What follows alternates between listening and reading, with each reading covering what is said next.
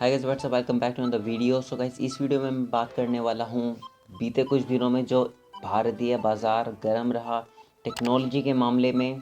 कुछ अच्छी न्यूज़ आई, वो कैसे हमें फ्यूचर में इम्पैक्ट करेंगी, अच्छी बुरी, किस तरह से होगा हमारा फ्यूचर इन चीज़ों की वजह से जो हुई हैं अभी बीते दिनों में। So without wasting any further time, let's get straight what you came for. तो सबसे पहले हम बात करेंगे उस चीज़ की जिसने हमारी लाइफ को सबसे ज़्यादा इम्पैक्ट किया है और काफ़ी ज़्यादा बर्बाद भी किया है, काफ़ी ज़्यादा काम भी आई है। मैं आपके स्मार्टफोन की बात नहीं कर रहा हूँ, मैं बात कर रहा हूँ इंटरनेट के बारे में। सो जियो 5G की प्लानिंग पूरी कर चुका है।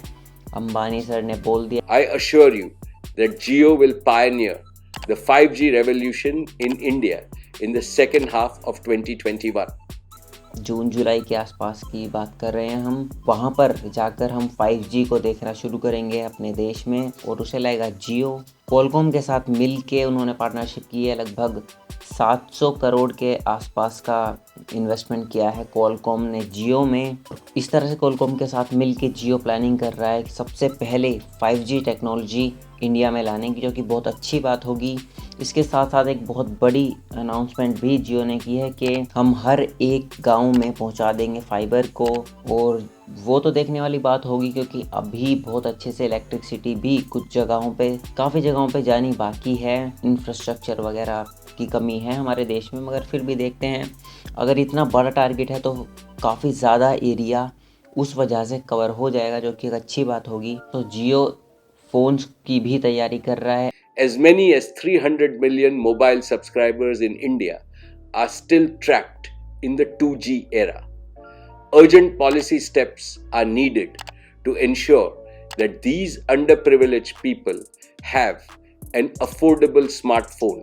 अपने सेकंड सेट की तो उन्होंने अपने 4G लॉन्च के साथ फ़ोन्स भी अफोर्डेबल लॉन्च किए थे इन्होंने इंडियन मार्केट में, जो कि बहुत बड़े सक्सेसर नहीं रहे। कुछ ऑब्वियस रीजंस की वजह से बहुत तगड़े वो फ़ोन्स भी नहीं थे और उस वक्त मार्केट में काफ़ी अच्छा कंपटीशन दे रखा था और कंपनीज़ ने।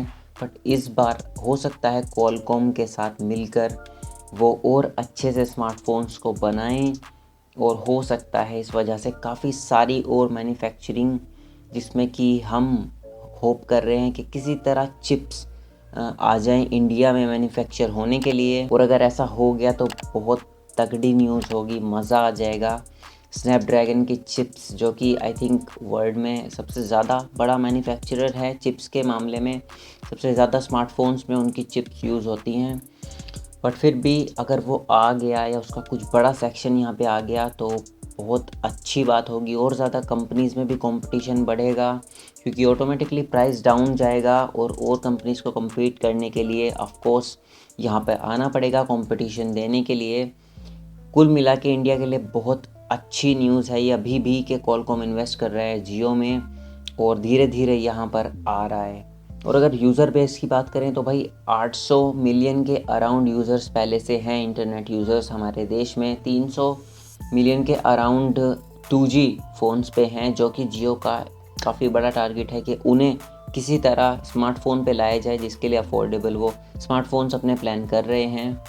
और इसके साथ साथ अगर हम बात करें अभी अफोर्डेबल इंडियन स्मार्टफोन्स की मार्केट में, तो भाई माइक्रोमैक्स ने जो अभी इतनी ज़्यादा ओवर हाइप्ड बना रखी थी सिचुएशन, उसके बाद जो फ़ोन्स अनफिनिश्ड प्रोडक्ट्स उन्होंने लॉन्च किए, देखने में अच्छे थे मगर वैसी अच्छाई काफ़ी हम टाइम से देख रहे हैं। सारे चाइनीज़ कंपेटिटर्स लॉन्च कर चुके हैं उस तरह के स्मार्टफोन्स। उसके बाद एक अनफिनिश्ड प्रोडक्ट जिसका यूज़र इंटरफेस भी बहुत अच्छा नहीं है। हमने इसके बड़े भाई की टेस्टिंग करी थी और जैसे मैं जेस्चर नेविगेशन यूज कर रहा हूँ, इसको ऊपर तक लेके आऊंगा तब भी ऐसा खुल रहा है और यहाँ पे जो टेक्स्ट लिखा हुआ है वो आइकन के ऊपर आ रहा है। और उसकी टेस्टिंग में काफी सारी चीजें जो थी वो रफ थी और काफी ऐसे चीजें थी जिनमें फिक्सिंग की जरूरत थी। बट सरप्राइजिंगली इस वाले में वो कुछ चीजें नहीं है। जैसे उस फोन में ना डिजाइन में दिक्कत थी, जो डेट थी वो एकदम ही साइड में जा रही थी और जो अलाइनमेंट थी वो थोड़ी ऑफ थी। उसके साथ साथ मल्टी टच की दिक्कतें थी कि आप 3 फिंगर एक साथ यूज कर सकते हैं, बट इसमें ऐसा नहीं है। इसमें आप 10 फिंगर एक साथ यूज कर सकते हो, जो बहुत ज्यादा वियर्ड है। छोटे भाई को 10 उंगलियां दी जा रही है, बड़े भाई से 2 नहीं संभल पा रही है। और आप एक्सपेक्ट करोगे भाई दोनों फोन सेम सीरीज के, तो कैमरे का यूआई भी सेम होना चाहिए, पर ऐसा नहीं है। इस वाले में अलग यूआई है, बट जैसे कि आप देख सकते हो मतलब बहुत ज्यादा एक अच्छा वेल डिजाइंड यूआई नहीं है। यहाँ पे आप देख सकते हो ऐसे एजेस अजीब से हो रखे हैं और देख के आपको ना फील होगा कि मतलब ये अनपॉलिश्ड हल्का सा ऐसा बेटा टेस्टिंग वाला वाला फील हो रहा है। ये जो बड़ा वाला भाई है, इसमें कैमरे में कहीं भी पोर्ट्रेट मोड है ही नहीं, ऊपर की साइड में इस बटन को दबा के आता है, और इस वाले में अलग से एक पोर्ट्रेट मोड दे रखा है और इसका ऐसे चेंज कर सकते हैं ये सारी चीज़। तो ये मेरे को बहुत ही इनकंसिस्टेंट सा फील हुआ कि भाई अलग अलग दोनों सेम फोन अलग अलग कैमरा सा क्यों। एक्सपीरियंस बहुत अच्छा नहीं है, बहुत सारी टेक्निकल चीज़ें उसमें लैग कर रही थी। वैसे एक स्मार्टफोन देना समझ में नहीं आता है। अब अगर बात करें जियो के अभी जो सर्विसेज अवेलेबल हैं, जियो का ब्रॉडबैंड ले लो, और सिम्स तो अब बहुत तेज़ी से नीचे जा रहे हैं। हमारे घर में एक टाइम पे लगभग सारे जियो के सिम थे, अब हम एयरटेल पे शिफ्ट कर चुके हैं। मैं अब भी कह रही हूँ, सब कुछ ट्राई करो फिर सही चुनो।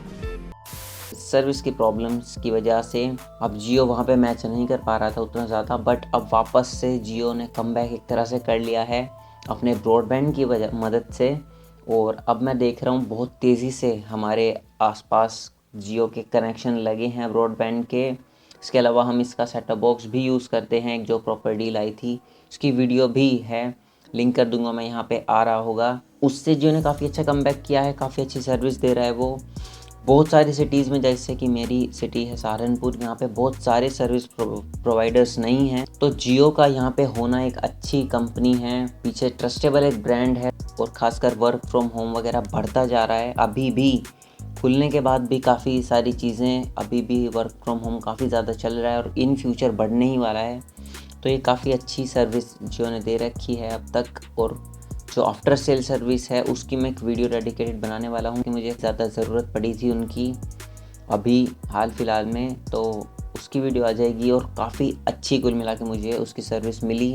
उसके साथ जो जियो एक इकोसिस्टम बिल्ड करने की कोशिश कर रहा है, Jio Platforms, with its family of over 20 startup partners, has built world-class capabilities in artificial intelligence, cloud computing, big data and machine learning, Internet of Things, mixed and virtual reality cloud, and blockchain.